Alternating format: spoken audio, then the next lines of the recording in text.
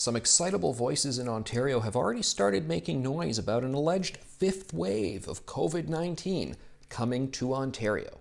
What's going on there? Let's unpack the facts just a little bit before people get too carried away with fifth wave fear-mongering.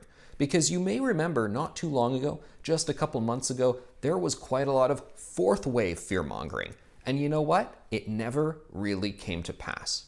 So let's take a look at the epidemiological graph that the Ontario government puts out an updated version of daily. Now, if you have good vision, you put on your glasses, you look very closely, you'll see at the end of this chart here, there is a little blip at the end. So you've got that first wave, big second wave, big third wave, and then this little hiccup called the fourth wave, and then it goes down, and then things going up just a little bit, and that is the alleged fifth wave that, well, you hear some people saying, are there going to be more restrictions? Are we going to head back into lockdown again?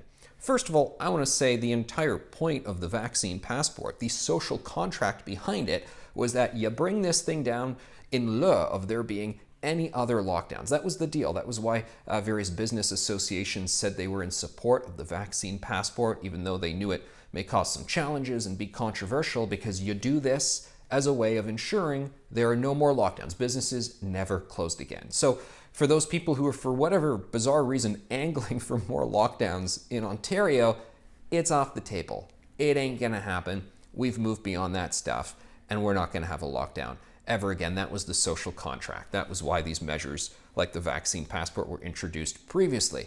But going back to this fear-mongering over the fourth wave, I remember seeing one story on the CBC that was published on September 8th, where there was an Ontario Science Table member. She was saying cases are going to be unlike ever before, and the pediatric hospitals are going to be full of kids. And when would that happen, that fourth wave? That would happen end of October, early November, exactly where we are now. None of that came to pass. And what's interesting, the day that story was published on September 8th, that was actually the peak of this very small fourth wave. So what's going to happen with this fifth wave? I don't know. I'm not going to be making any predictions, and the people who actually have made predictions, who supposedly do this stuff as part of their expertise, well, they haven't been very good at actually making accurate predictions either, as all the fourth wave fear-mongering shows us. So I think we should just cool our jets when we're talking about a fifth wave here. Things can get a little bit ridiculous. Now, there have been headlines saying Ontario pauses reopenings because cases are rising again, fifth wave cases. You go, well, hold on a second. I thought we already got rid of most capacity restrictions. What do they even mean by pausing reopenings? Well, what they really did was, I guess they were planning to ease capacity restrictions at places like strip clubs and bathhouses and sex clubs, and they didn't actually do that. They paused that one. So the headline was interesting clickbait saying, uh-oh, watch out, we're pausing reopenings, but it just pertained to those facilities, which, well, most Ontarians, I guess, don't visit those places anyway. So it's not like we are suddenly seeing